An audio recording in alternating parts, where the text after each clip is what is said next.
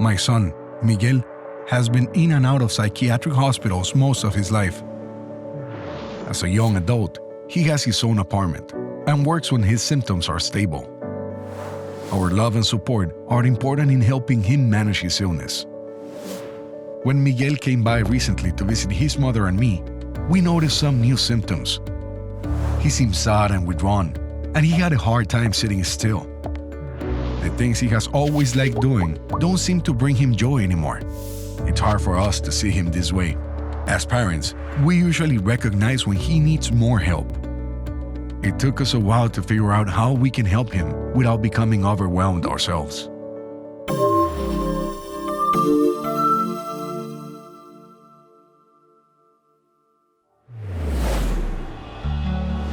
Sometimes caregivers may not know what to do if a loved one has been newly diagnosed with a mental health condition, or how to give ongoing support to a loved one who has had the condition for some time.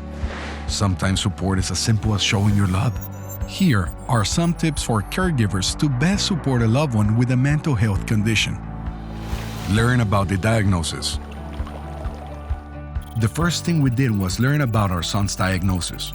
We read everything we could find about it, including what symptoms we could expect to see and available treatment options.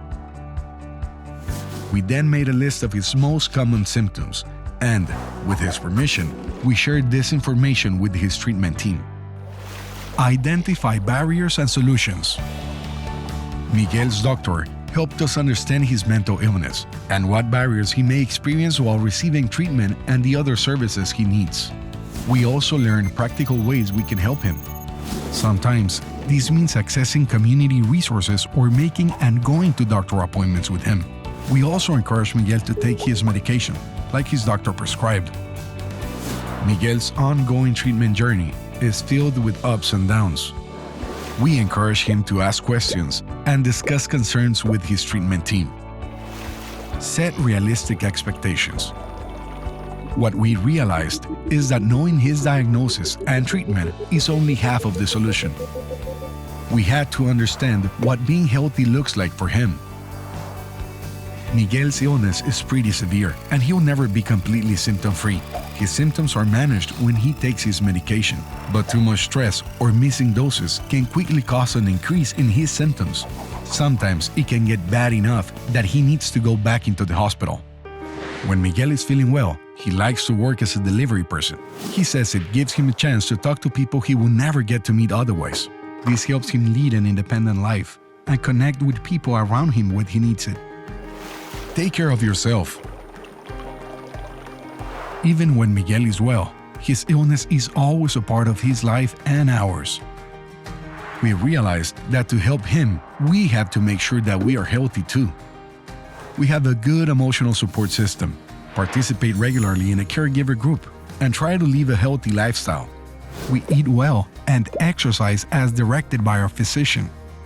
When we take care of ourselves, we are better able to support Miguel. Stay connected and involved. The most important thing that we learned is that we have to remain connected with Miguel's treatment team. He has given his team permission to speak with us, so we know what medications he should be taking and how much.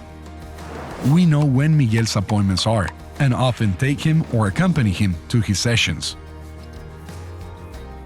When he starts to have more symptoms, we help him recognize them and work with him to identify what he can do to control them. Relying on these 5 steps allows Miguel to direct his care and let us help him in doing so. When we noticed an increase in Miguel's symptoms on his most recent visit, we talked with him. He agreed to call his doctor. Together, we developed a plan. We feel confident that we will continue to help Miguel maintain his health.